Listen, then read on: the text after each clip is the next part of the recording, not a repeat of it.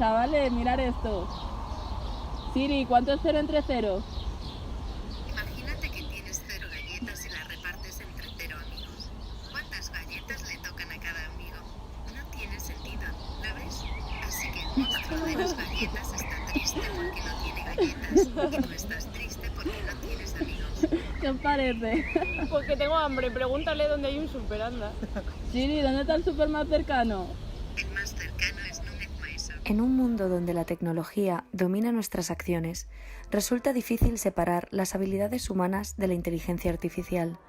¿Somos aún capaces de funcionar sin ella? ¿Qué sería de nosotros sin la tecnología tan avanzada que conocemos? O mejor aún, ¿qué sería de nosotros si las teorías distópicas sobre la inteligencia artificial fueran ciertas?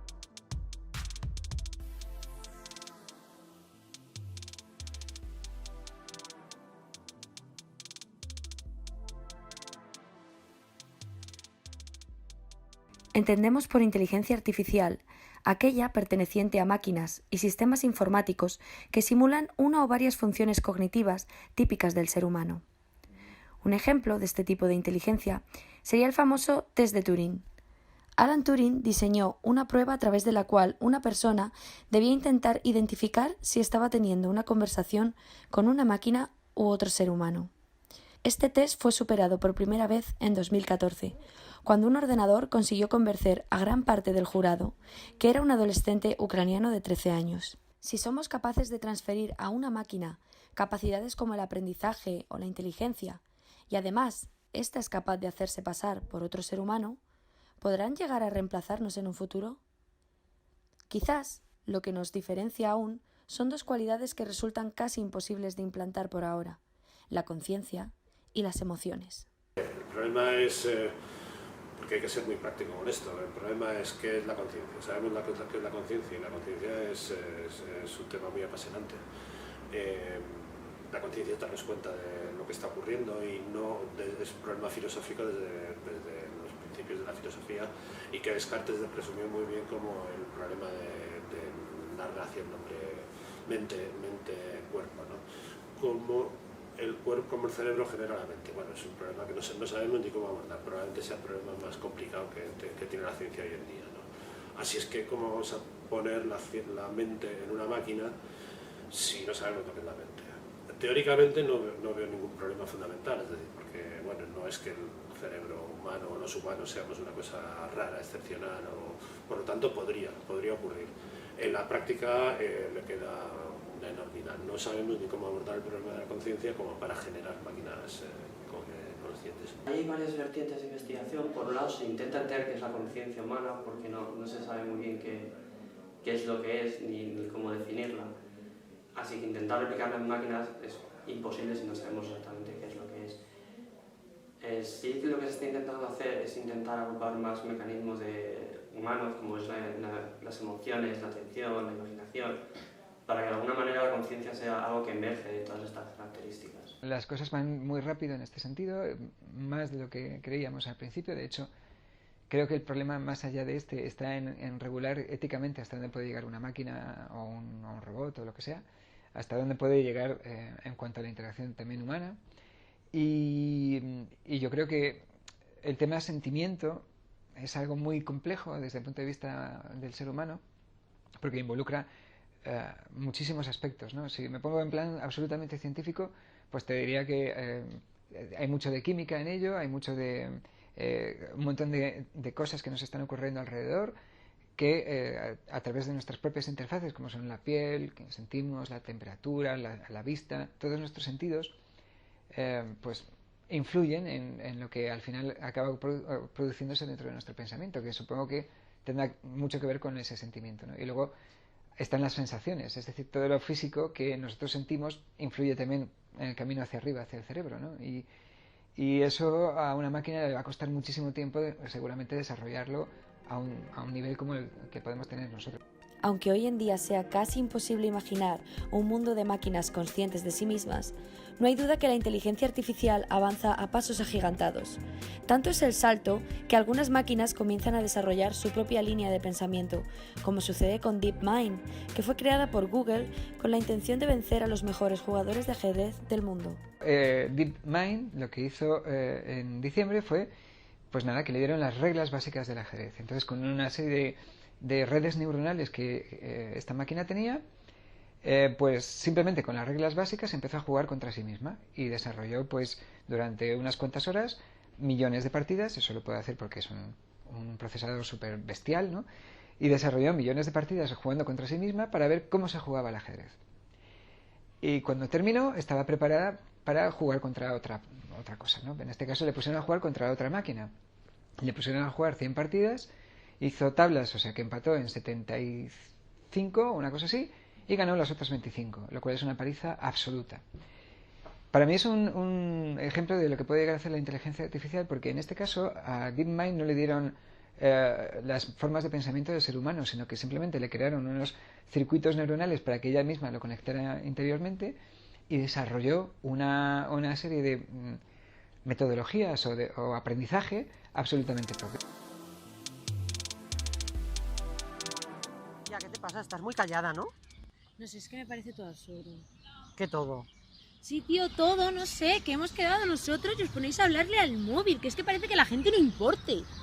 ¿Tú has visto Her? ¿Qué es eso? Da igual, pero es que a veces pienso que vamos a acabar así, ¿sabes? Relacionándonos con nuestro teléfono, perdiéndole a nuestra gente y a nosotros mismos, solamente queriendo socializar con el móvil. Ya, tía, eso son todo mentiras, no te rayes. No me rayo. Bueno, pues ahora que ya sabemos más de teoría, ¿qué os parece si pasamos a la práctica?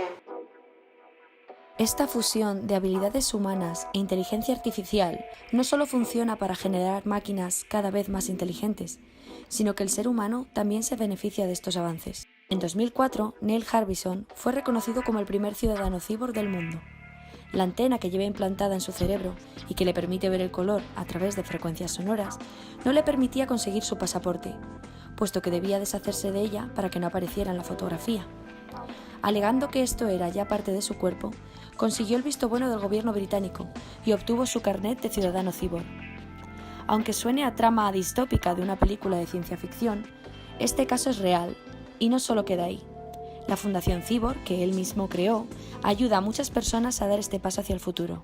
Hay un tipo de cyborg muy común y es muy interesante, ¿no? Que es el implante coclear, que es gente que no tiene oído, porque el oído está destruido de nacimiento normalmente, se le puede poner un implante que va directamente al nervio auditivo. Normalmente por estas cosas de cyborg se suele entender como una unión cable-nervio.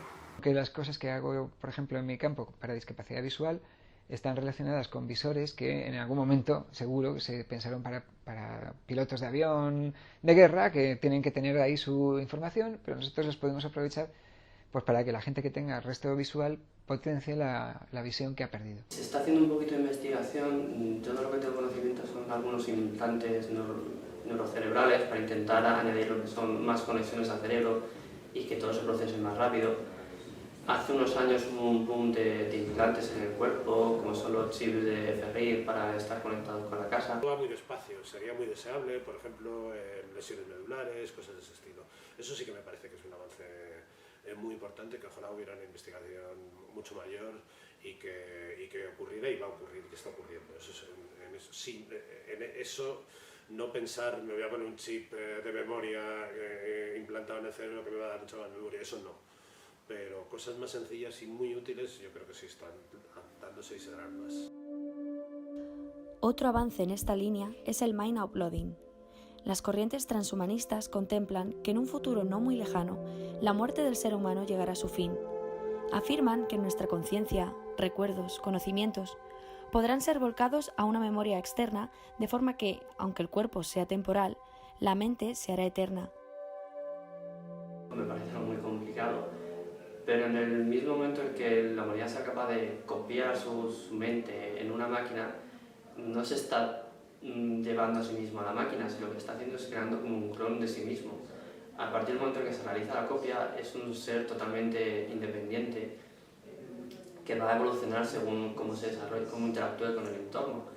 Esto va a dar lugar a lo que se conoce como el efecto mariposa, que a lo largo estas dos personas, la original y la copia, van a ser muy diferentes. Incluso al ser la copia, estar en un cuerpo tecnológico que es diferente, su experiencia con el entorno va a ser distinta y desde mi punto de vista lo considero como dos seres diferentes. Realmente es raro, ¿no? ¿Quién es esa máquina que ya tiene todo el cerebro tuyo? Como yo soy físico, mi perfil físico te va a decir, bueno, eso es imposible, porque para volcar exactamente un cerebro tienes que conocer exactamente todas las posiciones y velocidades de las partículas de tu cerebro en un instante preciso, y luego ya reproducirlo. Si esa mente era yo, cuando la reproduzca en otro sitio, ese sigo siendo yo o ya es otra cosa, ¿no? Y lo que es peor, si la copio en un disco duro, imagínate, un disco duro bestial que tiene toda mi mente, ese disco duro soy yo. Si lo meto en un microprocesador que luego pueda seguir procesando, ese microprocesador soy yo. Y lo que es peor, si eso se copia, porque es un disco duro, se copia en 18, soy yo 18 veces, hay 18 veces yo, ¿qué pasa a partir de ese momento? O sea que éticamente es brutal la paradoja. Y luego, desde el punto de vista de si se puede hacer o no, estamos, yo creo que ahora sí, lejísimos, mucho más lejos incluso de lo que puede ser que una máquina desarrolle una sensación, un sentimiento. ¿Teóricamente sería posible? Sí. Por lo que he dicho, no veo por qué haya ningún problema fundamental. Pero estamos años luz de hacer cosas de ese estilo. No entendemos la mente, no entendemos normalmente cuando se hacen cosas de estas se comparan el cerebro y los ordenadores, pero conocemos muy bien los ordenadores, pero muy mal el cerebro, o no muy mal, lo vamos conociendo. Pero entonces, ¿cómo podríamos, digamos, subir una mente que no sabemos cómo funciona a un ordenador? Que técnicamente, que teóricamente sea posible no significa que técnicamente en los próximos años vaya a ocurrir, no va a ocurrir. Aunque hay esfuerzos de multimillonarios que quieren reproducirse en las redes y tal, bueno, pues nada, está bien. Mientras ayuden a que haya, digamos, investigación y se avance, es fenomenal, pero no parece que vaya a ocurrir muy pronto. 2045 es una fecha en la que decían no parece probable. Sí, claro. Esto de las cajas automáticas es genial. Vas, pasas la compra y te piras, es súper rápido. Ya, tía, yo es que quiero esperar a las colas, es lo mejor. ¿Pero qué decís? ¿Tú sabes la de trabajos que pierde la gente por esas máquinas? Ay, tía, no me rayes. No, es que me jode, es que pensamos, qué guay la tecnología, nos facilita la vida y no nos damos cuenta de los problemas que dan. Mira, ¿te hace gracia? Pues ¿sabes lo que te digo? Que me piro. Quedaros ahí con vuestro móvil y volveros idiotas. Ya está, que la pasa. Algo a lo que estamos atendiendo hoy en día es la sustitución de labores que antes eran humanas por máquinas en el ámbito laboral, desde cadenas de producción en serie que están completamente automatizadas, pasando por las cajas automáticas en los centros comerciales y también en labores más delicadas como la cirugía, donde se utilizan brazos robóticos que facilitan la tarea. Asistimos en este momento a una completa inmersión de la inteligencia artificial en nuestro día a día. Sus aplicaciones son de uso cotidiano y hacen nuestra vida mucho más sencilla. Realmente en el móvil tenemos montones de aplicaciones y cada vez va a haber más. Depende, como decía al principio, de lo que se llama inteligencia artificial, ¿no? Pero básicamente las relacionadas con el lenguaje. Las máquinas son complicadas de usar y hemos estado, digamos, usando las máquinas como estaban diseñadas, utilizando interfaces que no son muy buenos, como por ejemplo la pantalla, el teclado, el ratón, incluso las pantallas móviles. Cada vez más la inteligencia artificial está empezando a entender el lenguaje humano y usarlo, y eso es un enorme avance. Parece que es una bobada, pero ser capaz de hablarle al móvil y que lo pase a voz a texto, la voz a texto, que he dicho antes, es una cosa muy compleja y un enorme avance. Se están haciendo muchos avances. En el 2012, como comentaba antes, empezó la revolución con este conjunto de datos de imágenes y se hizo mucha progresión en lo que es el reconocimiento de imágenes, de objetos. Ahora se está intentando algo con vídeos, que es algo más complicado. Recientemente se ha hecho mucho avance en entendimiento de textos, de clasificación o traducción, y se está llevando un poco a todos los ámbitos, con diferentes tipos de datos, como el texto, imágenes, sonido. Se intentan aplicar los algoritmos que se conocen para mejorar los resultados que hasta ahora se obtenían. Yo creo que la inteligencia artificial básicamente va a ser, digamos, el motor de cambio fundamental. Cada vez va a hacer más cosas, más sorprendentes y esa sería un poco la predicción. Los ordenadores cada vez serán más potentes, pero eso sí lo hemos estado viendo, ¿no? Mientras que la inteligencia artificial ha tenido una explosión en los últimos 5 años, ¿no?